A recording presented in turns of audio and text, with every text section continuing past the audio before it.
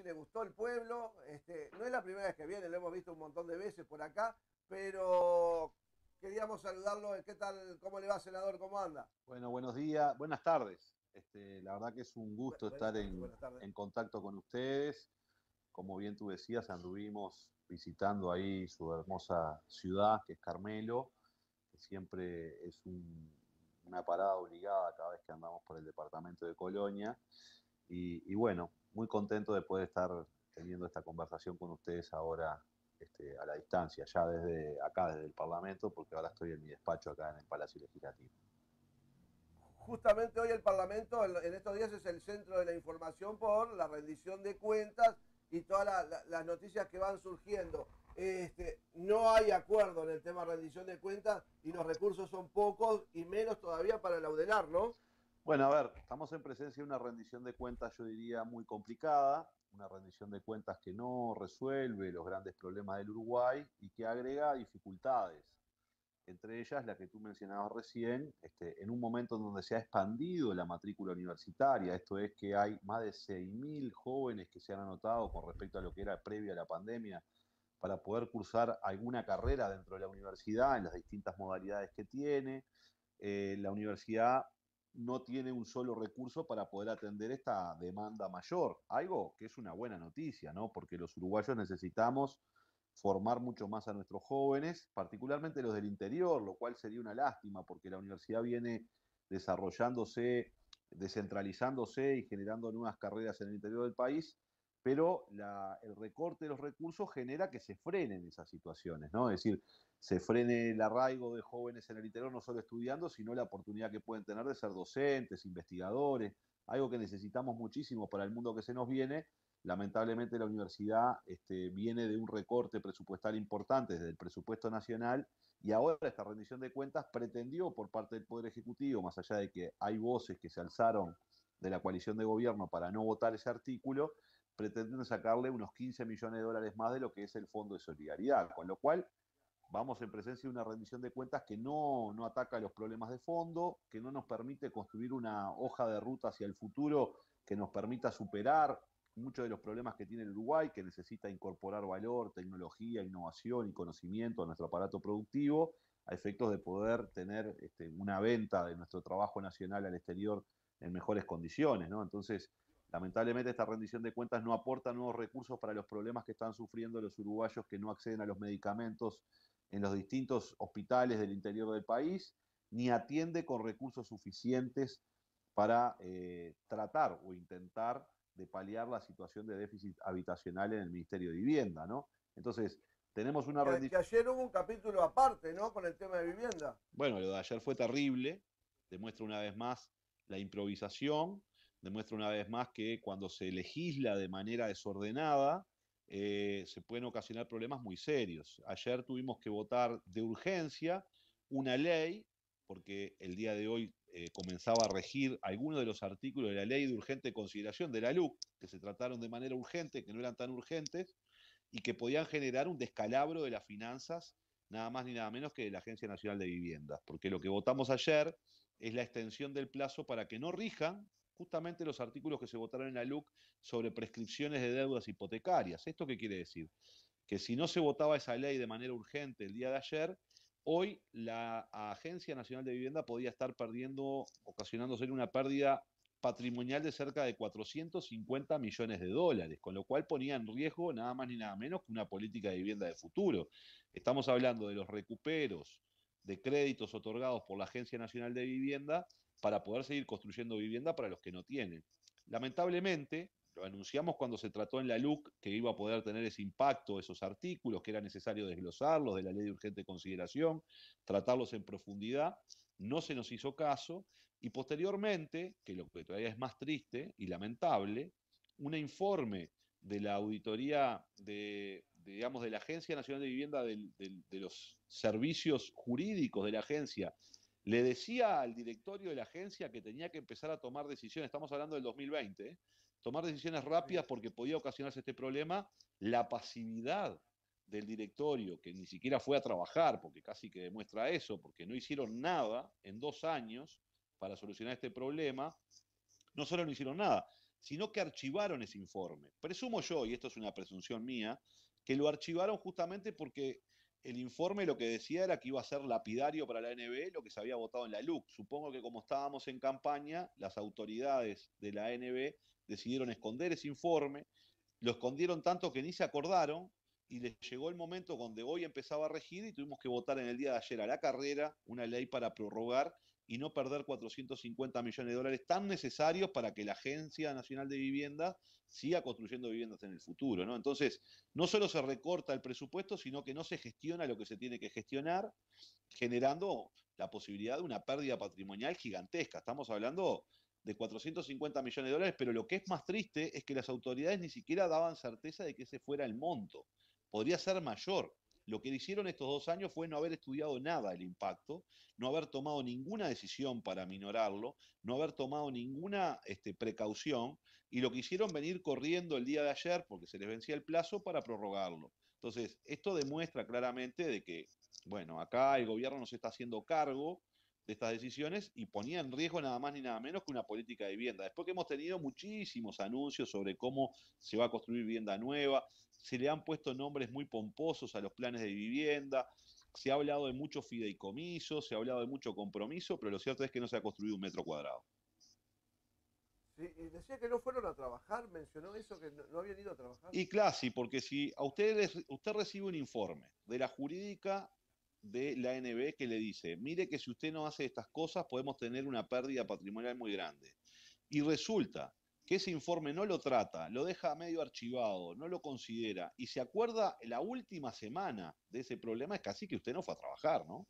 Porque si no, ¿qué estuvo haciendo? Porque construir vivienda no ha construido ninguna. Generar, gestionar lo que las leyes fueron aprobadas para la ANB tampoco. La construcción del fideicomiso todavía no se terminó. Entonces yo me pregunto, ¿qué está haciendo el presidente de la ANB? ¿Qué hace?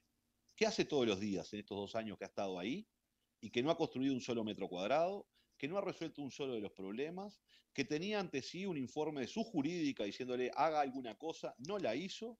Entonces, que tiene que conformar un fideicomiso para atender de alguna manera la política de asentamientos y que todavía no lo ha logrado conformar. Entonces yo me pregunto, ¿van a trabajar? Porque pareciera ser que no van. Porque cuando uno mira la gestión de la ANB, no han hecho absolutamente nada. Entonces, bueno, Y uno se depende que hay sorprende. muchas familias que están esperando un techo, ¿no? Ni que Hay un hablar. déficit muy importante de viviendas que hasta ahora no se ha solucionado.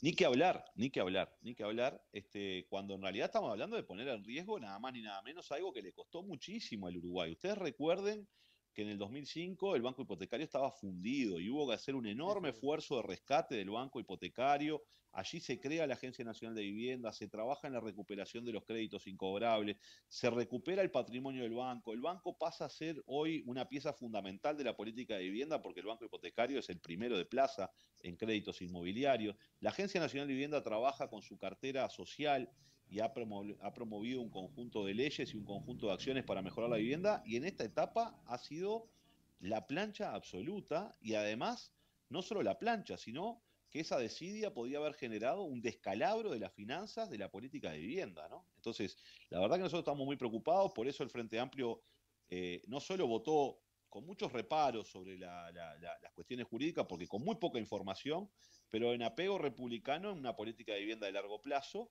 y hemos exigido la renuncia de los directores del oficialismo, por lo menos del presidente y del vicepresidente de la ANB, porque han demostrado una desidia terrible y una falta de compromiso y de contracción al trabajo y de profesionalismo brutal, ¿no? En este sentido. La verdad que ayer además fue bastante triste porque no habló nadie, además del gobierno, Claro. ¿no? Porque obviamente ayer en el Senado tratamos este proyecto que lo querían votar sin informe, o sea, sin que viniera el Ministerio de Vivienda a informarlo. Se tuvo que hacer un cuarto intermedio en el Senado para exigir que vinieron las autoridades, y cuando vinieron las autoridades a reunirse con la Comisión de Vivienda mientras se estaba tratando en el Senado en el Pleno, las autoridades dijeron no tenían los números totales porque se habían olvidado de traerlos.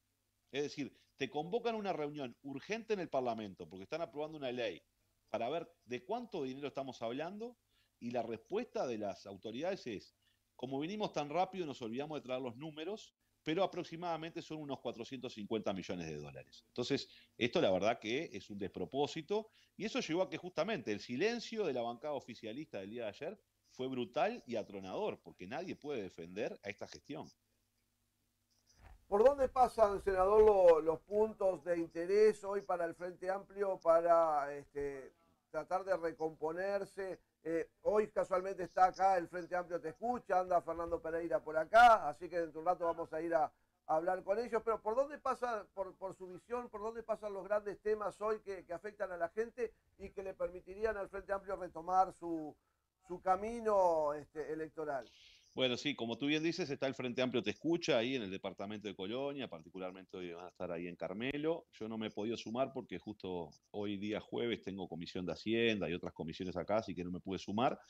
Pero bueno, una parte importante de lo que nosotros estamos haciendo es escuchando a la sociedad, escuchando los diversos problemas. El Uruguay tiene muchos temas a solucionar, que es necesario ponerle un oído fuerte para empezar a construir soluciones, porque la política tiene que construir soluciones a los problemas reales de la gente.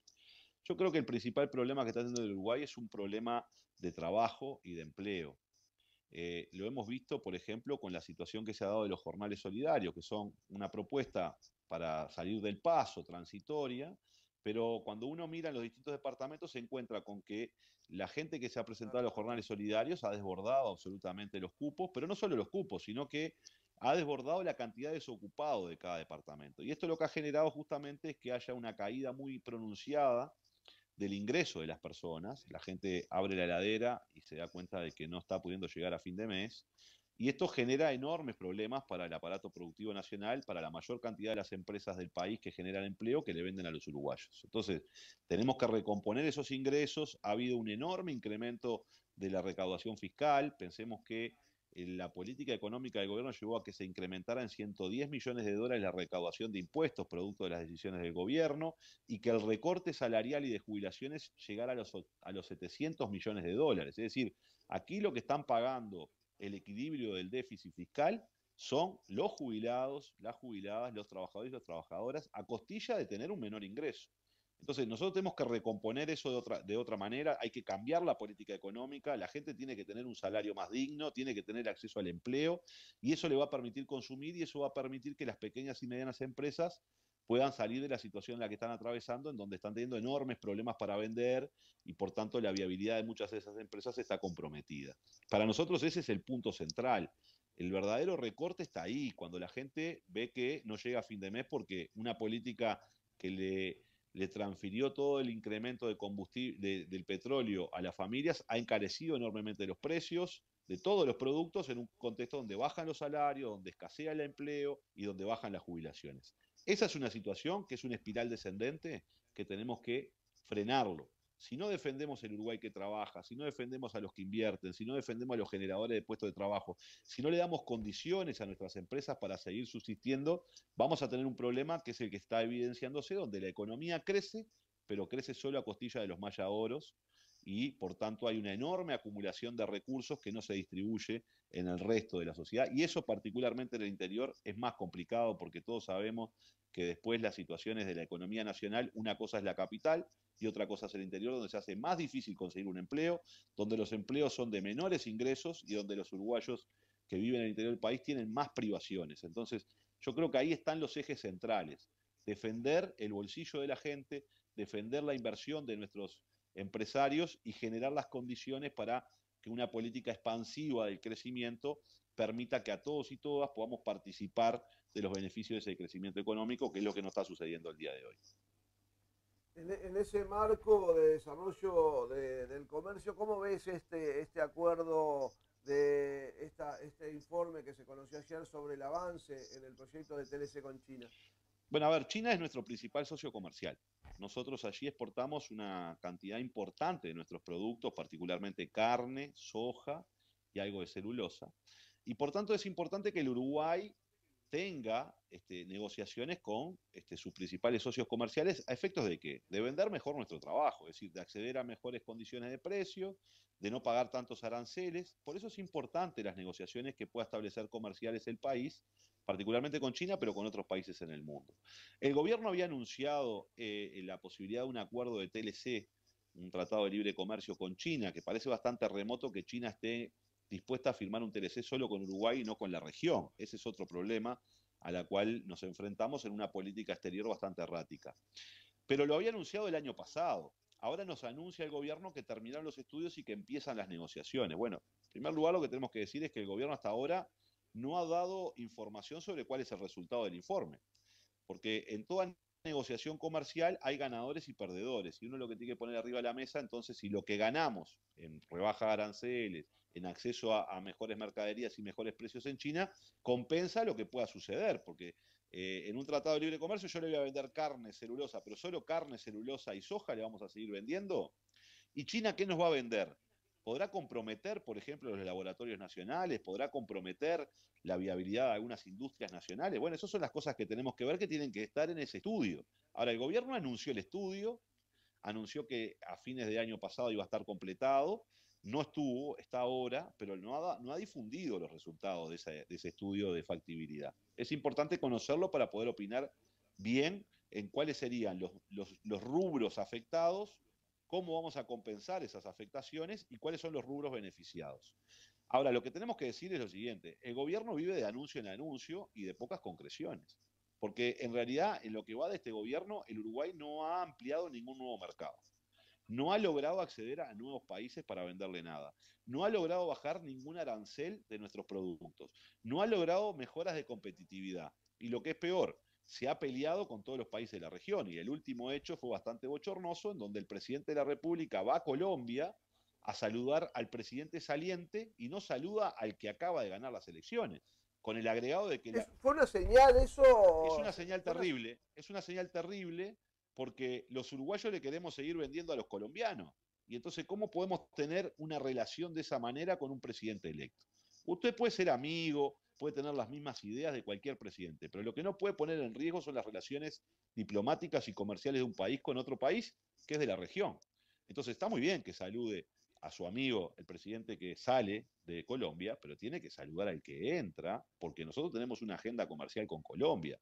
Este es el problema. No tenemos una política exterior seria y lamentablemente la política exterior la lleva adelante la torre ejecutiva y la lleva, digamos, con muy poca solvencia técnica. Y esto lo que demuestra es que esa política exterior lo único que ha dado son anuncios vanos, pero que no hay concreciones. Y lo que precisamos son concreciones. En un mundo de una competencia feroz, en un mundo de donde se colocan muchas trabas arancelarias para los países productores de alimentos, es clave que recompongamos una política exterior que dé resultados y no que dé anuncios. Hasta ahora el gobierno solo ha hecho anuncios, pero pocas concreciones. Senador, la última pregunta, porque yo trato de no entrar en los temas chabacanos o más livianos de la cotidiana que cubren todos los medios nacionales, pero sí el tema de seguridad, porque en los últimos días se conoció que los datos de homicidios no eran muy buenos para el gobierno y justamente su sector fue el que estuvo al mando del Ministerio del Interior durante los últimos 15 años. ¿Qué evaluación hace de los números que se conocieron ahora y de las explicaciones que dio el ministro Heber? Bueno, a ver, acá volvemos a tener el mismo problema. Tenemos un ministro que no sabe mucho de seguridad, lo ha reconocido él mismo, está al frente de ese ministerio por circunstancias lamentables, que fue la desaparición física de Jorge Larrañaga, y esto ha llevado a que tengamos un ministro que se dedica a hablar y a hacer poco, y que en realidad conoce muy poco del tema y ha desprofesionalizado mucho el trabajo del Ministerio del Interior. Entonces, yo diría varias cosas. En primer lugar, lo que queda demostrado es que no había una solución mágica para la seguridad, que es un tema muy complejo, es un tema de difícil solución, es un tema en el que tenemos que trabajar mucho, en que tendríamos que tender mucho más puentes de diálogo que de diferencias para poder enfrentar este problema, porque hemos visto una situación de una escalada de violencia muy grande con la cantidad de homicidios, pero además con la violencia de esos homicidios que se han cometido, que nunca se habían visto en el país. Entonces, un ministro que dijo durante mucho tiempo de que la pandemia no había tenido efectos en la rebaja de los delitos y ahora dice que siempre dijo y siempre estuvo de acuerdo con que la pandemia había afectado la baja de los delitos. Entonces, nosotros no tenemos tampoco la solución mágica para la seguridad. De hecho, estuvimos al frente de las políticas de seguridad y hemos cometido muchos errores. De hecho, la seguridad era un problema y una crítica fuerte de la sociedad porque no habíamos logrado resolver ese problema. Entonces, Yo lo quiero colocar en este escenario. Creo que todos queremos que se resuelva el problema. Los uruguayos, las uruguayas, sin importar a qué partido votan, quieren que se resuelva el problema de la violencia y la seguridad que estamos viviendo. Entonces, lo que tenemos que partir primero es de un poco más de humildad, de todas las partes, ¿no? Pero del gobierno particularmente. Y de reconocer que tenemos un problema. Si tú no reconoces que tienes un problema, difícilmente puedas construir soluciones. Y yo escucho al ministro de Interior decir que vamos bien, que está todo bien. Y no está todo bien. Y ese es el problema. Entonces, mientras generamos esta disputa de que está todo bien con un ministro que no quiere ver la realidad, con un ministro que no conoce del tema, con un ministro que en realidad parece ser que es más un legislador que un ministro, porque vive declarando, como cuando dijo que ahora se podía caminar con las carteras en la calle, y un conjunto de decisiones que ha dicho y ha manifestado que son terribles, es muy difícil, es muy difícil. Yo creo que hay que bajar la pelota al suelo, reconocer que el gobierno no tenía una solución para el problema, que en definitiva en campaña electoral prometieron mucho, pero que no tenían claro por dónde avanzar, se encuentran con el problema, reconocer que estamos teniendo dificultades y tender puentes para poder recoger las mejores ideas, las mejores propuestas, para darle de alguna manera un respaldo mucho más grande a las políticas de seguridad que tienen que pasar más que por discursos, por acciones. Precisamos una política mucho más inteligente desde el punto de vista de la seguridad. Precisamos trabajar mucho más en la inteligencia y en la prevención. Y por supuesto en la represión del delito cuando se comete. Pero me parece que lo que está pasando es que la conducción del Ministerio de Interior no es buena, no tiene la claridad suficiente para darse cuenta que tiene un problema y eso nos lleva en definitiva, a que si uno no reconoce que tiene un problema, no lo va a encontrar una solución. Así que creo que sería muy bueno que nos pusiéramos todos a trabajar en clave de construir una política de Estado en el tema de seguridad, en clave de reconocer de que, bueno, que los problemas son más complejos y de que con discurso no se resuelve este tema y trabajemos fuertemente para fortalecer las políticas de seguridad. No como está sucediendo, donde tenemos un recorte del 50% del equipamiento policial, donde se ha descontinuado la profesionalización de la policía, donde se le ha rebajado el salario a los policías, donde no hay nafta y donde la gran solución del ministro, que parece desopilante, es que ante los problemas de falta de recursos para inversión, va a alquilar patrulleros. Bueno, eso ya roza lo ridículo a esta altura del partido. Cuando tenemos un enorme problema enfrente, tenemos un ministro que no sabe para dónde disparar. Senador, ¿alguna cosa que se haya olvidado de preguntar a este periodista que quiera agregar? Pase el aviso y agradeciéndole desde ya haber participado aquí, ¿no?, del programa. No hay por qué. Yo me vine con algunas tareas de ahí de Carmelo que quiero manifestar que estamos trabajando en un tema muy importante que refiere con la situación del casino y los trabajadores del casino de Carmelo, ¿verdad? Que es algo en donde no hay una propuesta por el momento seria y contundente para preservar la situación de los puestos de trabajo que impactan directamente en la ciudad de Carmelo y que, bueno, estamos tratando de hacer averiguaciones y contactos con el Ministerio de Economía y Finanzas a efectos de buscarle una solución definitiva para que se respeten los puestos de trabajo, que no se vulneren los derechos de los trabajadores y que Carmelo pueda tener efectivamente contar con esa actividad que es un componente importante de la actividad de turismo y que hace a las fuentes de trabajo que hay en el departamento de Colón y particularmente en Carmelo que hay que defender. Así que, bueno, nada, estamos trabajando en eso y por sobre todas las cosas creo que tenemos que mirar al futuro tratando de aportar nuestro granito de arena a todos y todos para que el Uruguay pueda superar los problemas que está atravesando, porque creo que ese es el objetivo de cualquier escucha o televidente que esté ahora mirándonos. Lo que está preocupado es por si llega a fin de mes, si puede pagar el alquiler, si sus hijos van a poder estudiar, se van a poder desarrollar, se van a poder independizar. Y para eso se necesita de políticas serias, de políticas que piensen en el país y de apuesta a que no se borren las diferencias que podemos tener, pero que sí se puedan construir acuerdos que resuelvan algunos de los problemas del país para seguirnos desarrollando. Creo que ahí tiene que estar la tónica y por lo menos esa es mi talante y las ganas que tengo de poder trabajar en los distintos temas que nos presentan los uruguayos y que requieren justamente un diálogo sereno y serio y honesto del sistema político. Muchísimas gracias, senador. Ojalá así sea. Nos vemos en cualquier momento que ande por acá por Carmelo. Si no, cerquita lo vamos a estar consultando a ver qué pasó con el tema de los trabajadores del casino. Un abrazo grande. Bárbaro, un abrazo grande para ustedes y muchas gracias por el espacio de comunicación. Muy bien, entonces, y de esta forma...